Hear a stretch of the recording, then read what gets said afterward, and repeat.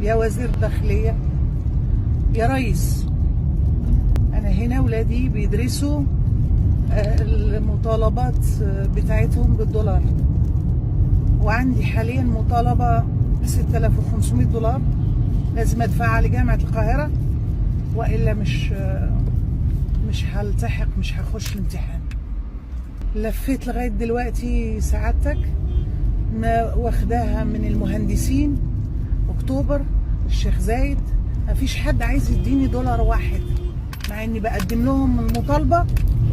انا بقول لهم يا ريس، انا الفلوس دي هاخدها منكم داخل مصر وهحطها جوه مصر في حساب الجامعات.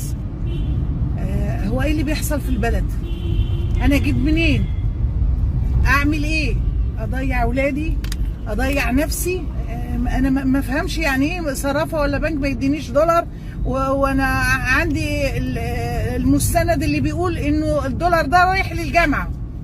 مش فاهمه ايه اللي بيحصل يا ريس. ايه اللي بيحصل؟ كتير علينا اللي بيحصل فينا، احنا اولادنا بتضيع كده وانا مش عارفه اعمل ايه.